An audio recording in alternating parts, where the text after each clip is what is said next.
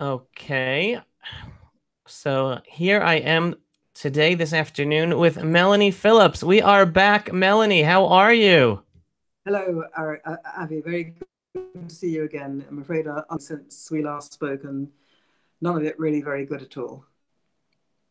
Yeah, a lot has happened, and if there's time, hopefully we'll get to it. But in the meantime, yes, it's I've missed your voice, and I know your followers have missed your voice. So it is wonderful being able to have the opportunity once again and have your insight. It's been quite a summer and Jewish holiday season. So I know I've been busy. I know you're busy traveling with everything you're doing. Yeah, I've missed you too, Avi. So let's deal with the breaking news that everyone is shocked about. Nikki Haley announces her resignation of as U.S. ambassador to the United Nations. Please, Melanie, share with us your insight on this bombshell news, especially for all of us who were so happy for her refreshing truth of actually standing up for truth and justice at one of the most corrupt institutions that's supposed to look after truth and justice. Well, it's a big blow. I think she's an exceptional individual. I mean, there are plenty of people, I'm sure, in the Trump administration who have warm views about Israel and wish it well. But she, a very unusual combination of characteristics.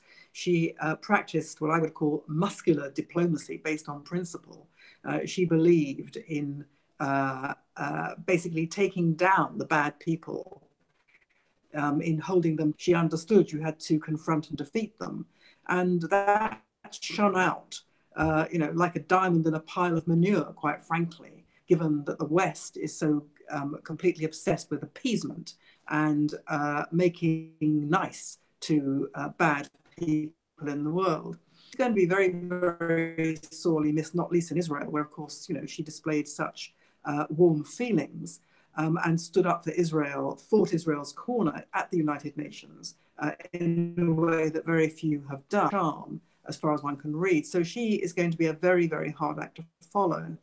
And who knows whether Mr. Trump is going to fill her shoes at all. I also think that there is something else here, and that I've written something along these lines for tomorrow's Jerusalem Post. In fact, goes online this evening, hopefully.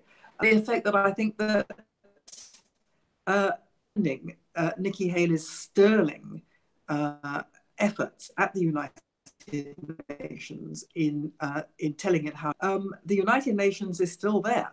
It is still doing terrible things. The United Nations Human Rights Council is still stacked with human rights abusers, still committed to its policy of Israel for opprobrium and worse, and ignoring the real human rights abuses by its own members. The United Nations, useless institution, incapable, quite obviously, of doing what it was set to maintain, peace and security throughout the world. It has been unable or unwilling to deal with the terrible violence, the civil wars, the wars that are going on, Syria, the abuses of power, the mass killings in Africa and throughout the developing world, the activities of jihadi Islam throughout the world, been unable or unwilling to deal with any of this. And it's in my view, a complete repudiation of principles on which it was set up. And that's largely because of the enormous influence of what's called the non-aligned nations.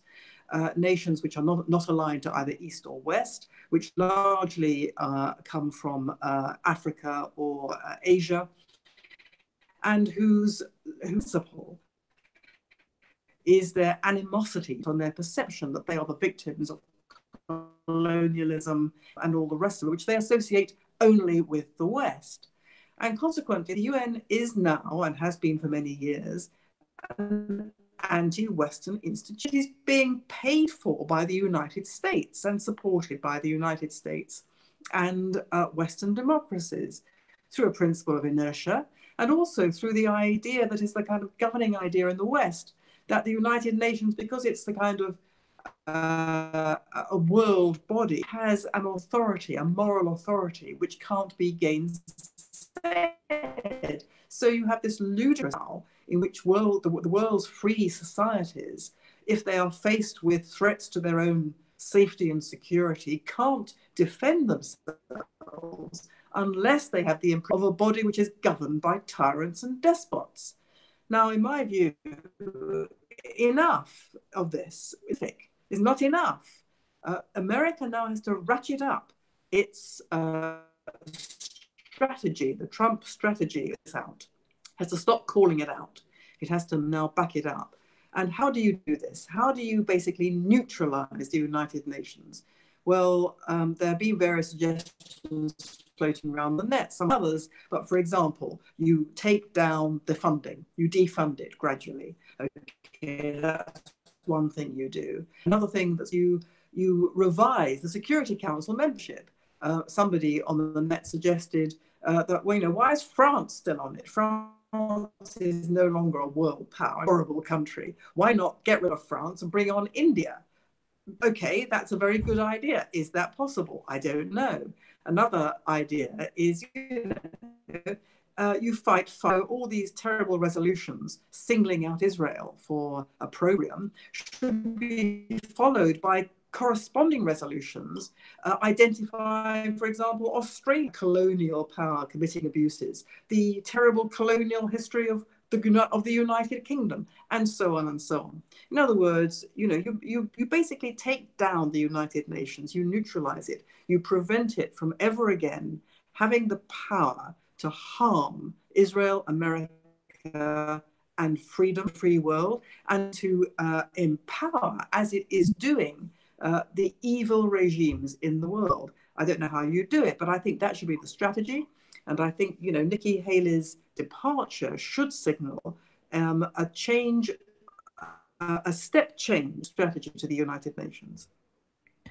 I think it is so interesting what you're saying, because all of us right now, I mean, who care about humanity, who care about the freedom-loving world, and obviously for myself, who care about Israel and truth in the Middle East, we are saddened by Nikki Haley's resignation, because she was the first ambassador really in decades who has stood up to try to bring about the necessary changes and stand up against the tyrants of the United Nations. One should not forget John Bolton, who's the advisor.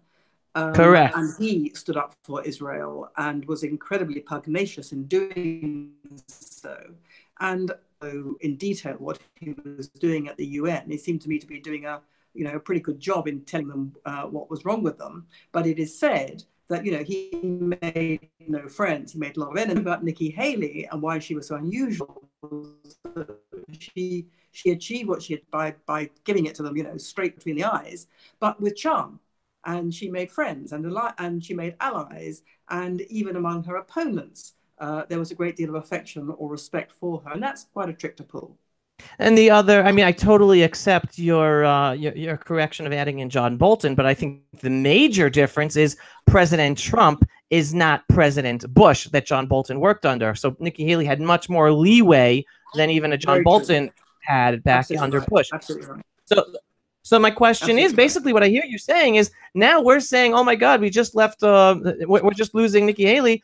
You're saying, wow, we need now someone who's going to go to the next level, not just what Nikki Haley was doing, but we need a Trump strategy 2.0. Yes, the issue that we have is not who will best verbally defend the Israel, America, and the free world at the United Nations down to or hold to account the evil regimes that end. The issue is, how do you take down the UN, which is itself a force for evil in the world? That's the issue, which few people are prepared at present to directly confront. Wow. All right, let's jump on to the next issue. I think that is such a powerful statement you just ended that topic with. I'm definitely gonna have to make a soundbite out of that one, Melanie. The next issue, let's go back to Britain and anti-Semitism. I understand you are there talking to people, or people are listening to you. I'd love to hear what your take is on where things stand right now. Very few people listen to me in Britain, I'm afraid. Nobody who has authority listens to me in Britain. That's the problem. Those years ago, and they wouldn't be in the situation they're in now. Anyway, it's tragic, it's terrible, it's awful, and yet it makes me so frustrated and so impatient. Here you have a situation in Britain where it's on the lip British Jew. How has it got to this? Where's it going to end up? What will we do if Jeremy Corbyn comes to power, which is entirely possible as Prime Minister? And, people are talking about leaving the country. Personally, I don't think many would, unless it really got very, very bad in Britain. People are certainly very worried about their money because, and it's not just the Jews, obviously, anybody who has any sense and any money in Britain is extremely concerned that if Jeremy Corbyn became Prime Minister, the British economy would tank, there'd be a run on the pound, industry would be economically catastrophic because of his far left, revolutionary far left economic agenda. And there's no question but that it would be difficult for Jewish people because he would drive a wedge between the Jews for whom Israel is important and the Jews matter, or who don't like it. I'm afraid there are quite a lot of people, because his administration would be very hostile to Israel. It would also be hostile to America. I mean, it would be an intelligence and security for the West if Jeremy Corbyn came to power. Anyway, the Jews. And then again, what would happen to the West if Jeremy Corbyn came to power? It would be an intelligence and security nightmare if Jeremy Corbyn came to power, because the man beat the enemies of the West. He is anti-Western. And, it will be extremely difficult from all point of views who have a big concern about Jeremy Corbyn. However, British Jews are very concerned for obvious reasons. Well, what makes me impatient is that, where have they been all these years? I mean, the left is anti-Judaism, anti-Israel. What's new? I mean, this has been around for a long time. And the point about the Jewish community is that they are still, in my view, although they are very, very much more vocal than they ever have been, and down about Jeremy Corbyn, and quite right too. And I'm glad that they are being so vocal, but they're still sliding away from the big issues here. What are the big issues? The big issue is Israel. It's not a side issue. And there are many Jews who only see the overt anti-Semitism. The hook-nosed bankers referred to in print or in image. Jewish bias. That's all now out there very openly, and that's of course true classical anti-Semitism. But what they don't understand is that the issue of Israel is absolutely central, because it's not simply a matter of criticizing Israel. It's a matter of holding a standard which is applied to no other country or cause or people in the world, a standard composed entirely of malicious falsehoods, Everything that is accepted or said as unchallengeable by the progressive classes in Britain and the West is not only wrong, it is the opposite of the truth. And unfortunately, a lot of Jews have bought into some of these myths. For example, a two-state solution would, ignoring the fact that the Palestinian cause is founded on the desire, the aim to abolish Israel completely, to a state, and even worse than that, to deny the actual historical and religious connection between the Jewish people and the land of Israel. As a result, that is a direct, in my view, not just on the state, but on Judaism. Because in Judaism, you cannot separate the people, the land, and the religion. If you do any of that, if you separate them out, you are anti-Judaism. You may not be anti-Jewish people. You may make friends, as Jeremy Corbyn has done, of Jews who hate Israel, big deal, but it's anti-Judaism. And leadership doesn't really say that, nor does it talk about the impact of anti-Semitism. one has to bear in mind, of course, that many British Muslims are entirely decent people, not given to extremism of any kind, only too happy and anxious to make friends of Jews and to live in peace and harmony, co-citizens.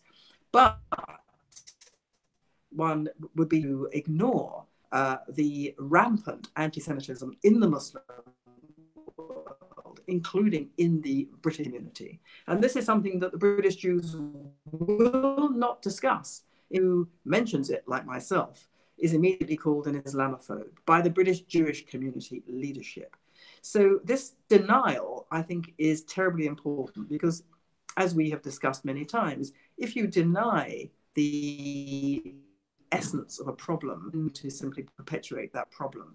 And unless and until the British Jewish community starts saying, not just about Jeremy Corbyn and his applause and causes, we all know about that. It's much deeper and broader than that. And the British Jewish community has got to start telling Britain in general, community within Britain, about Israel and the Palestinians, and about Muslim anti-Semitism. And until that happens, in my view, they are not really fighting this terrible battle properly. And I want to jump across the ocean for a second, because right now you're talking about the problem of anti-Semitism and anti-Judaism in Britain, especially the connection with Israel. You've recently wrote also not just one, but two articles, also taking it up a step in terms of the state of the Democratic Party in the United States of America. An article like a month ago around then, you wrote that the Democratic Party, I think, was the party of hate. And now again, you went even further this time. Can you expand upon that?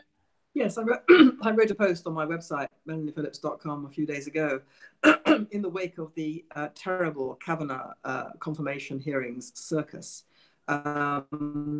where we saw attempt by the Democrats and their patsies in the American media to destroy the character and professional career of now Justice Brett Kavanaugh on the basis of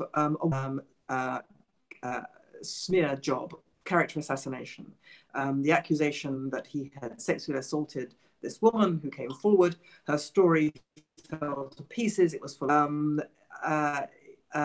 And then further women came forward, and their stories were even more full of holes.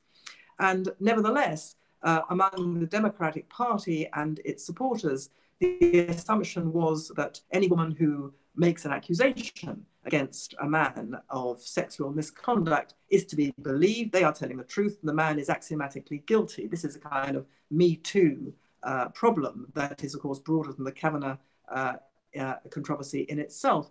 And in my view, the Democrats cynically harnessed the whole Me Too hysteria in order to bring about what they wanted, which was to destroy the chances of Brett Kavanaugh being appointed to the Supreme Court, because, of course, they were desperate to avoid a conservative majority on the Supreme Court. Now, they lost that battle. He has been confirmed. And nevertheless, not only have they not given up, not only are they wildly talking about impeaching him. I mean, the idea, it was once said, the Americans would impeach a ham sandwich. I mean, I can now see the point of that remark. I mean, impeach him for what? Basically for existing. Not only are the Democratic Party lent itself to a campaign of character assassination based on the destruction of the presumption of innocence, which is central to the rule of law. That's what the Democratic Party now stands for, the destruction of the presumption of innocence. But they're going further than that. Having lost this battle to fix the Supreme Court in the ideological image that they want, they're now saying the Supreme Court is illegitimate. Senator Dianne Feinstein, who started this character assassination of Brett Kavanaugh, having lost it, she now says, well, the Supreme Court's illegitimate, having appointed such a man. The Supreme Court is illegitimate. And then you find this meme now developing among Democrats and their patsies in the media that the Supreme Court now must be packed. It must be packed because it hasn't delivered, because the constitutional proprieties, the constitutional process of confirming, of a president nominating justices to the Supreme Court, and then it being confirmed, by the Senate. Because that hasn't delivered the ideological result they want to change the constitutional rules completely. They want to pack the court. This is being now said, pack the court. This is becoming a sort of Democratic Party thing. And even further than that, one of the Democratic Party hopefuls, a lady, I'm afraid I've forgotten her name. She has a double-barreled name, Alexandria something something, who is on the far left of the Democratic Party and is standing for election. She has now said that the whole electoral college system is illegitimate. Why? Because it's racist. Hello? I mean, this is madness. But this is a set of attitudes which once would have been on the far wacky fringes of extreme left-wing politics and not given the time of day in political discussion and debate. This is now where the Democratic Party is locating its political center of gravity. And, and then you have situations of extreme violence. You have, Republican senators being beaten up. You have Senator Paul. It was revealed by his wife. She wrote to Senator Cory Booker saying, stop inciting violence. And it turns out from what she said that her husband had been attacked while mowing his lawn and had been hospitalized. She now keeps, she said, a loaded gun by her bed. Well, I'm British. I don't approve of guns, as you know. But I mean, this is what it's come to. I mean, this is the Democratic Party. Democratic Party, this is a party of thugs. A party of thugs who are now setting themselves against the US Constitution and against American values. How can anyone in good conscience, anyone who has any kind of moral sense or sense of decency, how can they vote for this party at present? I'm absolutely speechless. So, Americans are kind of looking across the pond at the travails in Britain, where of the political system in Britain, where, Jeremy Corbyn, this revolutionary far-left individual, has come to power as leader of the Labour Party and might become prime minister. And they're going, ooh, how terrible is that? Look at what's happening to the Democratic Party. It's already descended into this appalling maelstrom of violence and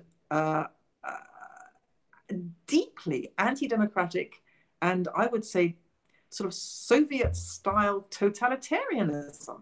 And that's happened already in America.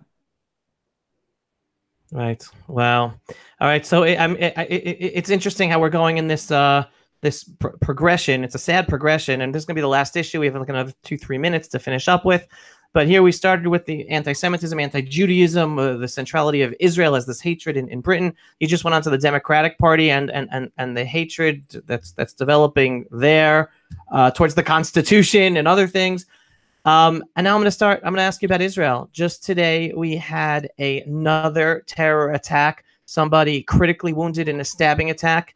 This comes after a few days ago that a 28-year-old mother and a 35-year-old father were stabbed in their office of a joint Jewish Muslim industrial zone by a coworker who came in with a homemade a fire gun, came into the office one day and just shot them and ran away. The army is still looking for them. And that was following the week before from my personal friend and partner, Ari Fold, that was murdered, literally stabbed in the back at the place of coexistence of Muslims and Jews near where we live in Gush Etzion. So we're seeing this growth of terror by the Muslim Arabs who live in Judea and Samaria. Any insight into what's going on from? Well, it is appalling. And, this is an appalling situation that Israel has lived with all its existence. And one's heart goes out to the victims' families in all these terrible situations. I don't know what's causing this uptick. It seems, from what I'm reading, that the Palestinian Authority, Mahmoud Abbas, has kind of dug himself in. He won't deal with Trump. And, they're resorting to the only thing they know, which is violence. That's what they do. They kill Jews.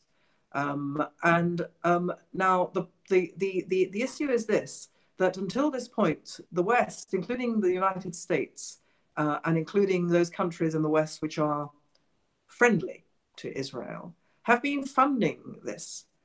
They've been funding the Palestinian Authority. They've been funding, therefore, however indirectly, the incitement to murder Jews and to destroy Israel, with which the Palestinian Authority, leave aside the Hamas, indoctrinates all its children. They've been funding an authority which continues to reward the killers of people like Ari Fold and these individuals who have been murdered even since Ari Fold's murder. And that's got to stop. It's got to stop. This is ridiculous. How long is the West going to ignore all this? I mean, I say ignore because, you know, Ari Fold and the woman and the man who were murdered at Barkan. I mean, they are these murders of people who live in the settlements, who are settlers, are virtually ignored in the British media. I don't know about American media, but certainly British media, they're ignored. Why are they ignored? Because they're settlers. Why are settlers' lives ignored? Because they shouldn't be there. It's their fault. It's their fault, you see, in the view of the British media. It's their fault they're being murdered. If they weren't there, not only would they not be being murdered, but there'd be peace in the Middle East. That's the view. And consequently, they are literally dehumanized. And this is so vile, and it bespeaks of such a moral bankruptcy in the West. And this is the general sort of public view, which is indifferent to the fact that their governments are funding the incitement to mass murder of Jews and Israelis, which is going on in Israel all the time. And something's got to change, and that's got to change. And in my view, what's fundamentally has got to change is the attitude of mind in the West, to which the United States has, before President Trump came on the scene, been very much party, that we have to negotiate this. This thing is basically a fight over land, it's over boundaries, it's over whether there should be a Palestine state, if so, where its border should be, blah, blah. Wrong answer to the wrong question. The question is not how do we divide the land? The question is not should we divide the land by having a two-state solution, or should we divide the land by incorporating Judea and Samaria into Israel? Wrong answer, wrong question. The only question that matters is how do we stop this war of annihilation against the state of Israel? Because if you pose it in that way, then it's as ridiculous to start talking about, well, how will the land look after, as it would have been, say, in 1938, to say, you know what, there's a problem about these Sudeten Germans. Are they German or are they Czechoslovakian? What are we going to do with them? Instead of saying, how do we stop Hitler?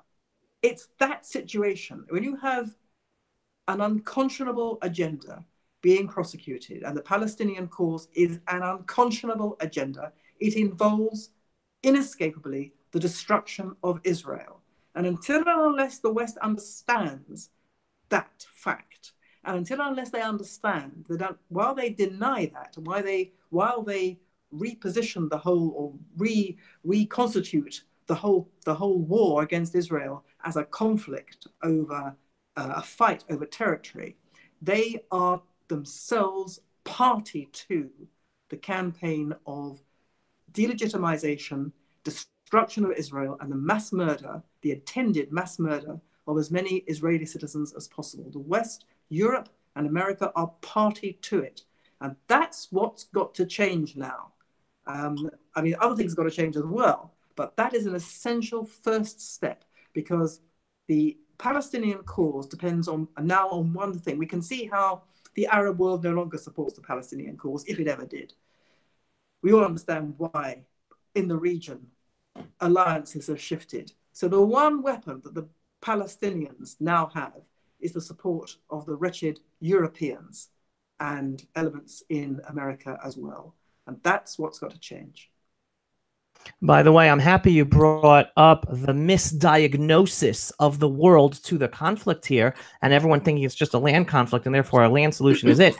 Just today, we are promoting a video that has just been released, because we have with the English translation of Mahmoud Abbas, the Palestinian Authority president's advisor, his close advisor. He is an employee of the Palestinian Authority, and he basically is quoted, and we have the video, we're putting it out today, of him saying the Islamic war towards the destruction of Israel has begun.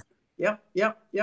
It was always the Islamic war. If you go back to the mid 30s, the Grand Mufti of Jerusalem and all that, it was always framed as a war of religion against the Jewish presence in the land of Israel. And again, the West refuses to accept that because the West also refuses to accept there's an Islamic war being waged against it. And so these things all come together. It's all the same. It's basically the same problem. It's basically the same solution, that the West has got to wake up to the existential threat, not just to Israel, but to itself. All right. I guess I have to go. But a final, I guess, yes or no answer. Am I wrong in thinking? Am I wrong in thinking if at the United Nations just a few weeks ago, the Palestinian Authority leader Mahmoud Abbas basically stood on that podium and said, "I will continue paying terrorists." Doesn't that mean that the Palestinian Authority is a terror organization and should be designated as such by the world finally? You might say that. I would certainly say that. The rest of the world doesn't see it like that because it's in a state of what I would call, what other people call, cognitive dissonance. In other words, there is reality and the world insists on not seeing it and turning it upside down and back to front. And that's the problem. Got it. Melanie, it is always a pleasure. Thank you so much for your time and for your insight, and everyone who's watching, whether live or recorded. First of all, go to melaniephillips.com, sign up for the newsletter, get Melanie's articles as they come out. Be informed with this fabulous analysis. And Melanie, thank you once again. Thank you, Avi. Good to speak to you again. And thank you to everybody as ever for watching and listening. Be well, be safe.